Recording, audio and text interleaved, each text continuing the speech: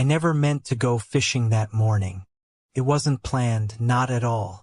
But something about the air that day, it was too thick, too still, and I couldn't stay inside. I figured I'd go for a quiet few hours out on the lake, just to clear my head.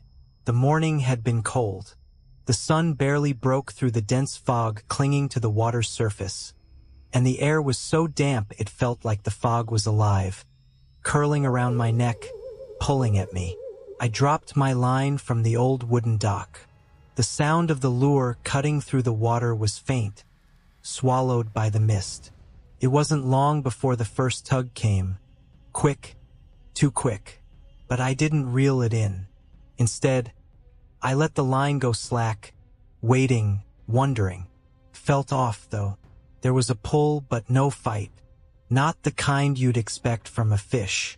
More like something heavy, something stuck, dragging along the bottom. But it wasn't a fish. Couldn't be. I pulled the line in slowly, feeling the weight, the resistance.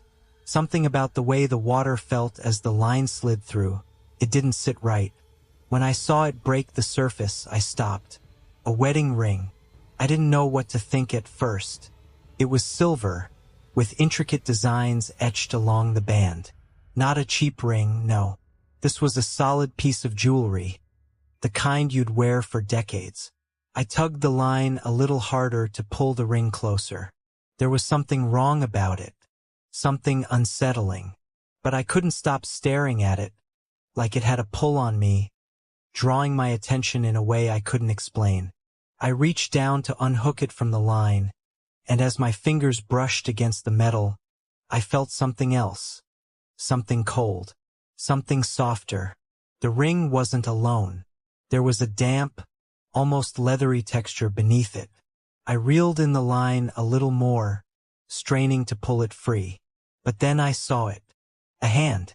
A pale, almost translucent hand, frozen in the water.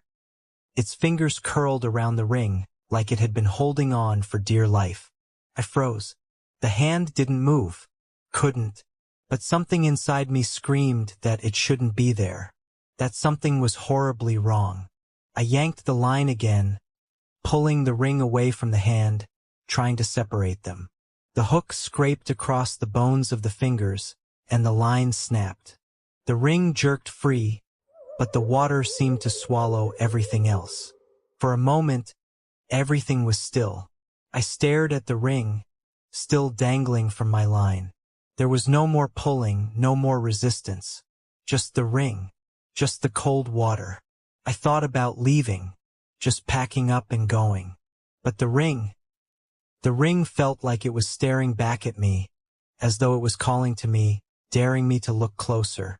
I couldn't stop myself. I pulled it from the hook and turned it over in my hand. There was something etched on the inside, something I hadn't noticed at first. A name. Emily.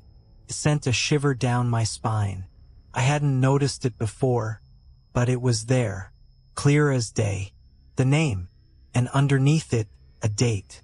The date looked familiar. I blinked, trying to clear my thoughts. Couldn't be. I was reading it wrong.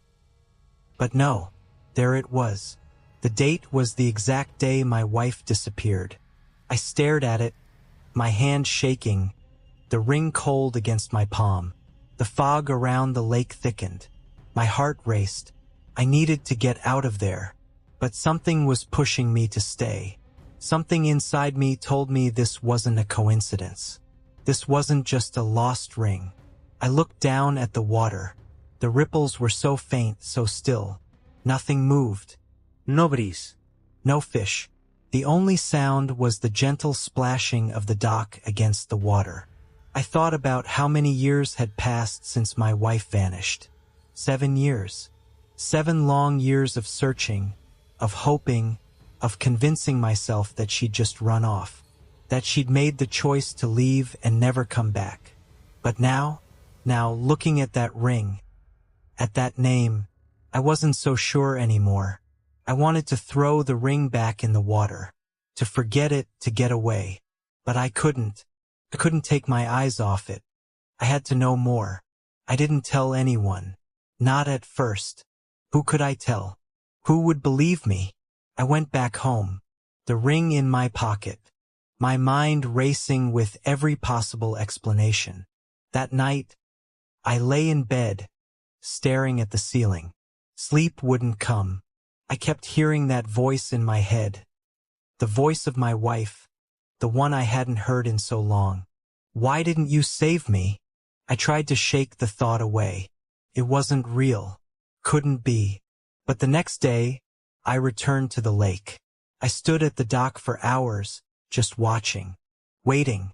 The fog had lifted, but the air still felt wrong. Still thick. The water was calm. I tossed a new line out, no intention of fishing. I just wanted to see, to wait. And then it came again. The tug. At first, I didn't react. I let the line go slack. Pulled, slowly, almost deliberately. Then it went taut. And something surfaced. Not the ring. Not this time. A body. A bloated, disfigured corpse. Drifting to the surface, waterlogged and pale. The body of a woman. Her eyes were wide open, staring straight at me. Her hair was matted, clinging to her face like weeds. But it wasn't just any body. It was her. It was Emily. The name on the ring. Her face. Her features were indistinct. But I knew it was her. The woman I'd once loved. The woman I'd once lost. She reached out, her hand still gripping the ring, as if she wanted me to take it from her. But I couldn't. I couldn't move. My legs were frozen, my breath trapped in my chest. Her mouth opened, but no sound came. Just bubbles rising from her throat, escaping into the water. I ran. I ran until my feet were raw, until my legs buckled beneath me. I never looked back. But the ring was still in my pocket. The one I couldn't throw away. I never returned to that lake. Couldn't. But sometimes, when I close my eyes, I still hear her voice. And sometimes I feel that weight on my chest. That hand. Gripping. Holding. Waiting.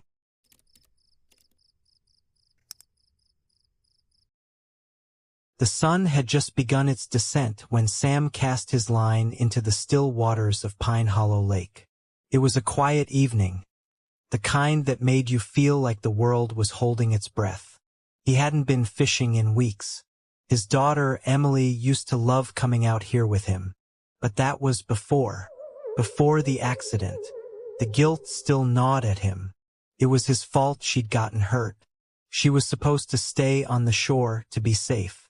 But she was a curious child. Sam had turned his back for just a moment, and when he looked again, she was gone. The current had taken her, and by the time they found her, it was too late. The lake had claimed her. It was a year ago, but the pain felt as fresh as it did that first day. He hadn't been able to bring himself back to Pine Hollow since then. But tonight, something had pushed him out here again. Maybe it was the stillness of the evening or the whisper of memories that tugged him.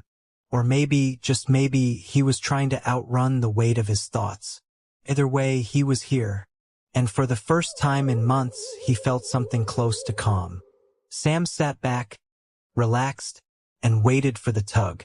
The sound of his line cutting through the water was oddly soothing. But as the evening stretched on, he noticed something strange.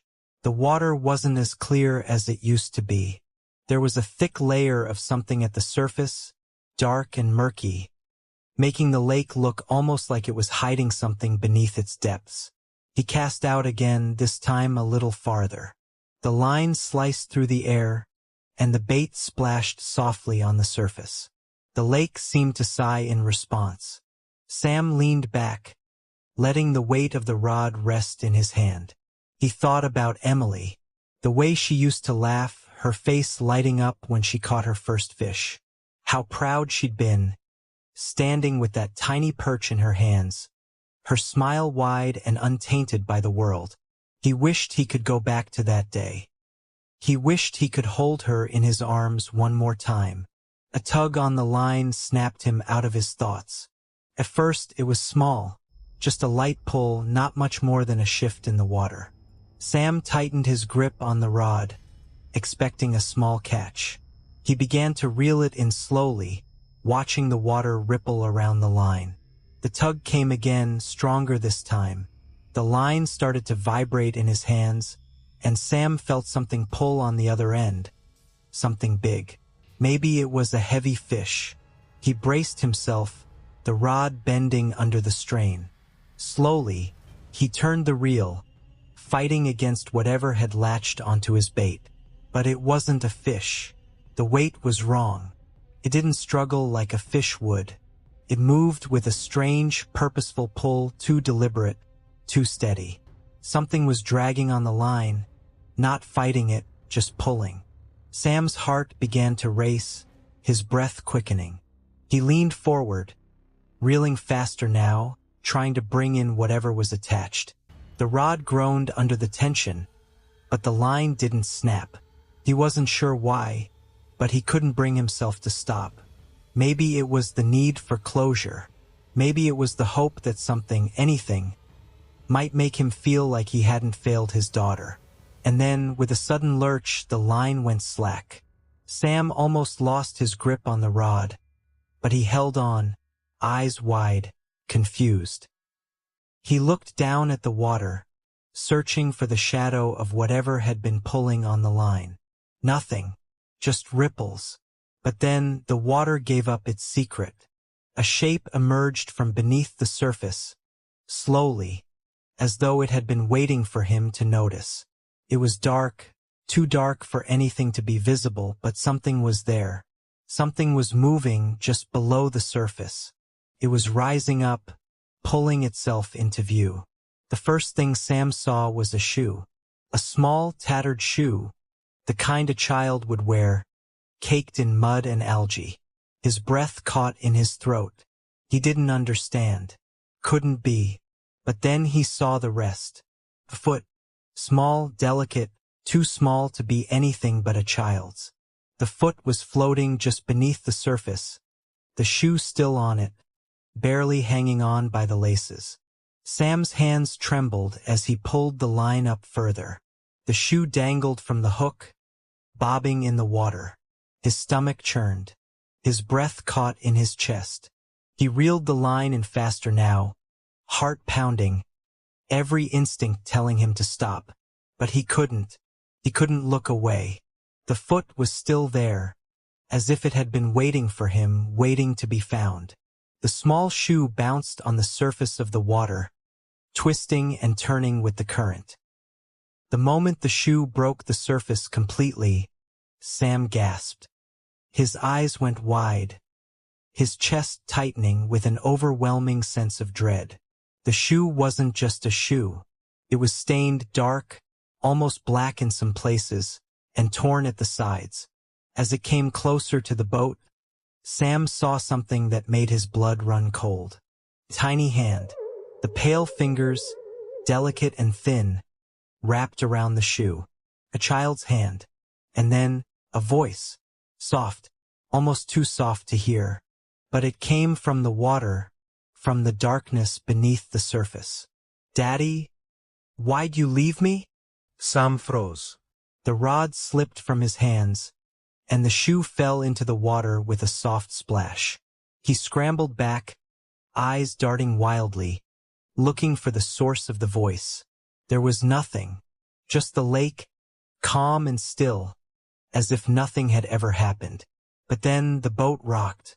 A cold breeze swept across the water, and Sam's body went rigid with fear.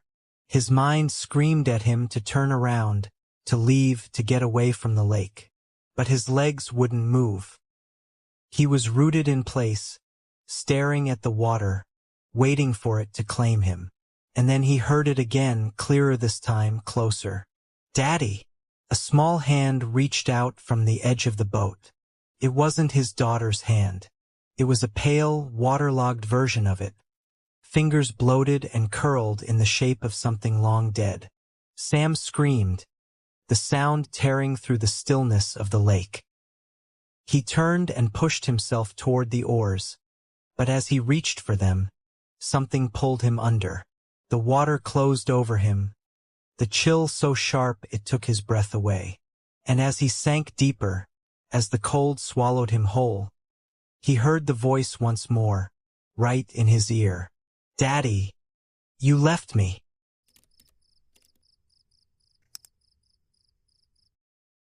Mason had heard the stories about Lake Harper before he moved to the area. The kind of stories you brush off, thinking they're just local legends, a way to entertain the bored on long winter nights.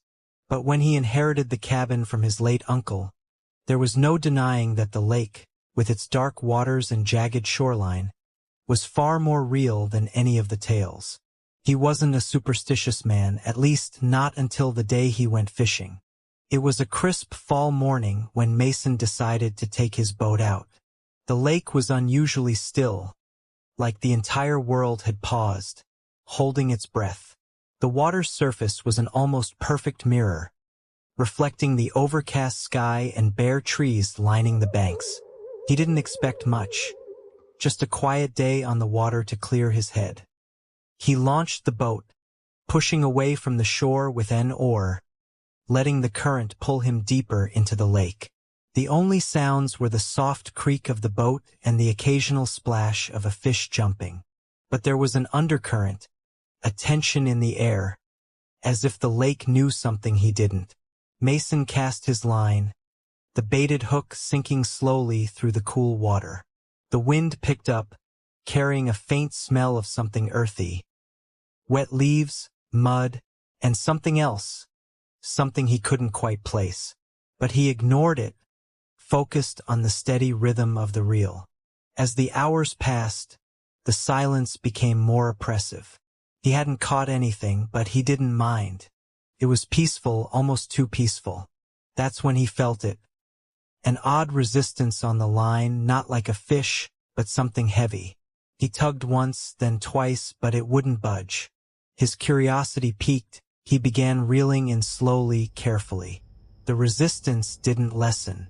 It felt like the line was snagged on something vast, something immovable. The boat drifted further from shore, pulled by the force beneath the surface. Mason cursed under his breath, his palms slick against the rod as he tugged harder, desperate to free the line. Then, with a sudden jolt, the tension released. He reeled it in quickly, expecting to find the hook caught on some submerged branch or rock. Instead, the line came up completely slack. Nothing. But when he inspected the hook, there was something else on it. Mud. It wasn't like any mud he had seen before. Dark, almost black, and sticky like tar. It clung to the hook in thick, uneven layers. He pulled the hook closer to his face, squinting at the strange, oily substance. Then, from the depths came a sound. A deep, guttural moan that seemed to vibrate through the very boat. It wasn't a fish, he knew that instantly. It wasn't even an animal. It was something older, something alive. He stood up in the boat, heart pounding, eyes darting across the still water, searching for the source. Another moan, closer this time. Mason stumbled backward, knocking the rod into the water. His breath caught in his throat. He hadn't imagined it.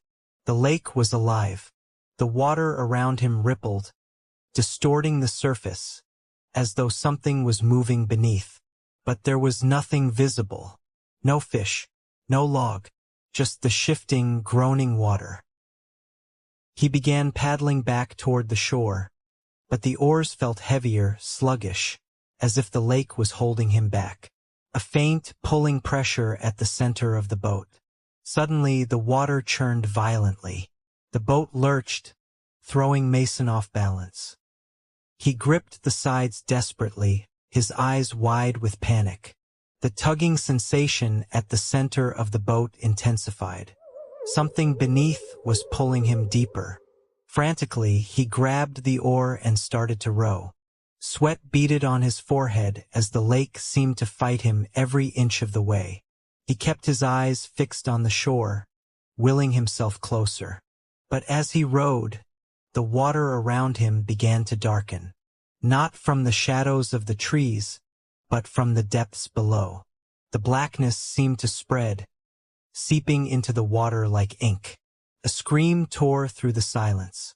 Mason whipped his head around. A figure, half submerged in the water, was moving toward him. Pale, gaunt, its face unrecognizable under the water's surface. Hands reached out, fingers twisted and long, with skin that seemed to drip with the same tar-like substance he had found on the hook. Before Mason could react, the figure's hand shot out, grabbing the side of the boat. The force of it knocked him off balance. He flung himself backward, heart hammering in his chest as the boat rocked dangerously. The creature's face, no longer human, rose from the water, its eyes wide and vacant. Its mouth opened in a silent scream, the water bubbling around it, as though it was trying to force its way out from beneath the surface. Mason kicked and fought, trying to free himself, but the creature's grip was inescapable. It was pulling him under. His legs kicked wildly, splashing water in every direction. His hand found the oar, and he swung it blindly, catching the creature in the face. For a moment it recoiled, but it didn't let go. Another tug. Mason's body jerked violently. The water was colder now, deeper. He felt it pulling him down, the pressure increasing, as though the lake was opening its jaws, about to swallow him whole. And then, just as quickly as it had started, the creature released him. The boat rocked, and the water grew calm once more. Mason gasped for breath, blinking through the shock and terror that fogged his mind. He looked at the water, frantic, his eyes scanning for any sign of movement. Nothing. The lake was still once again, the silence almost unbearable. He stared at the black water beneath him, the place where the lake had tried to pull him in. And deep down, in the darkest part of his mind, he realized the truth. The bottom isn't mud. It never had been.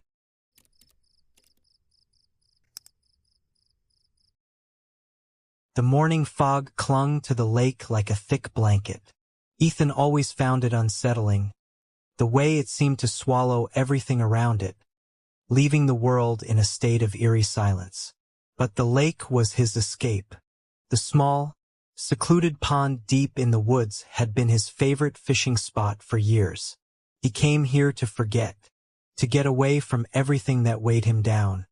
His work, his failed relationships, the constant pressure of life.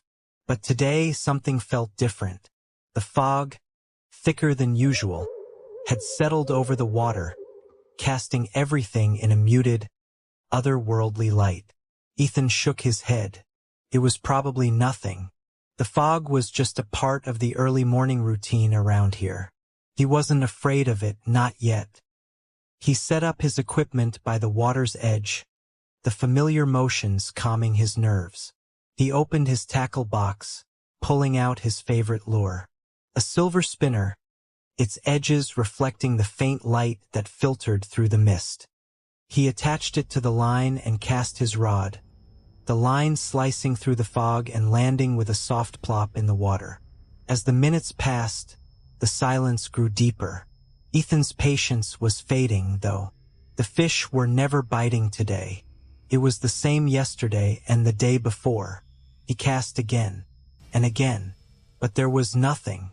He stared at the tackle box on the ground next to him. He had already been through every lure, every hook, but his fingers lingered over the items, as if expecting something to change. His gaze shifted from the box to the water. It was still, too still. It wasn't until he heard the faintest sound that he looked down. At first, it was nothing, just the soft, almost imperceptible scratching noise that came from his tackle box. He thought he imagined it, so he ignored it. But it happened again. A scraping, a light tapping. Ethan leaned forward, his curiosity piqued. His hand hesitated over the box. He knew what was inside. Hooks, Lures, bait, but something about the sound unnerved him. The mist seemed to thicken. The scratching noise continued, growing louder, sharper. Tap, then another. The sound wasn't coming from the side of the box. It was coming from inside it. Slowly, cautiously, he opened the tackle box, eyes narrowing. At first, all he saw was the jumble of fishing gear, neatly arranged as usual. His lures shimmered in the half-light, the hooks gleaming like sharp teeth. But then something caught his eye. Something was moving. He blinked, unsure of what he saw. But when he focused, he saw it clearly. Small, glimmering eyes, shiny, black, and wet, peering up from the depths of the box. Ethan's breath caught in his throat. The eyes blinked. Slowly. They weren't part of any lure. They weren't part of any creature he had ever seen before. Before he could react, the lid of the tackle box slammed shut with a loud, forceful snap, as if it had been slammed from the inside. He jumped back, his heart racing in his chest. For a moment, he sat there, frozen, staring at the box. The fog seemed to grow thicker around him, creeping closer. The lake was still, too still. He couldn't move. His body felt heavy, as if something was weighing him down. The sound of scratching returned, but now it was louder, more frantic, as if something, or someone, was desperate to escape. Ethan's hand trembled as he reached for the box again. He opened it, expecting to find only the familiar fishing gear, but the box was empty. No lures, no hooks, no bait, nothing but a thick, wet layer of something that shimmered on the bottom of the box. He recoiled, a cold shiver running down his spine. The substance was like oil, black and slick. But it wasn't oil. It was something else. Something alive. Then something stirred inside the goo. At first it was subtle. A small ripple. A movement. And then something rose from the bottom of the box, wriggling and squirming like a fish out of water. But it wasn't a fish. It had the form of a creature, something ancient, with limbs that looked wrong, malformed, as if they had never belonged on this earth. Its skin was slick and covered in a thick, black substance, like oil or tar. His body glistened in the foggy light. Ethan's heart pounded in his chest, but his body refused to move. He couldn't tear his eyes away from the thing that was rising from the depths of his tackle box. And then it turned. Its face was grotesque, a twisted mockery of human features, with those same dark, glimmering eyes. Eyes that seemed to know him, to look right into him. Eyes that seemed to see something deep inside his soul. The creature's mouth opened. The sound that escaped was not a growl or a hiss. It was a whisper, a voice, low and raspy, like something calling from the depths of the earth. Come closer. Ethan felt his breath catch in his throat. His body felt paralyzed, as if every nerve had gone numb. The creature reached out, its arms stretching far too long, the tips of its fingers inching closer to him. It wasn't supposed to be real. Couldn't be. But it was. In a panic, Ethan stumbled back, his hands knocking over his fishing rod and tackle box. The thing in the box hissed, a sound that chilled him to the bone. It jerked and twitched, struggling to pull itself free from the box, its wet, slippery body leaving a trail of dark goo behind it. Ethan's mind raced, but his feet were rooted to the spot. His eyes locked onto the creature as it writhed in the box, the black substance oozing out from every crack. The eyes, those eyes were watching him, studying him, and he could feel them in his mind, burrowing deep into his thoughts. With one final, desperate surge, the creature pulled itself free, crawling up the side of the box, its legs scraping against the edges with a sound that made his skin crawl. Ethan turned and ran, His heart was pounding so loud he could barely hear the creature's movements behind him. The mist parted, but only for a moment, as he reached the edge of the lake. He could hear it, scratching, scraping, sliding along the rocks, coming closer. He turned, still running, but the creature was already there, standing between him and his car. Its dark eyes fixed on him, unblinking. Its mouth opened again, and this time, the voice was louder, more demanding. "Stay forever."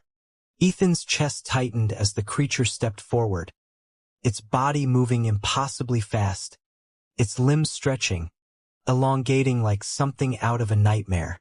He had nowhere to go, no way to escape. And then, just as quickly as it had appeared, the creature vanished. The mist swallowed it whole. Ethan stood there, trembling, drenched in sweat, his breath ragged. For a moment the world was quiet again. The fog remained, thicker than ever. But Ethan knew it wasn't over. He wasn't alone, and he would never be alone again.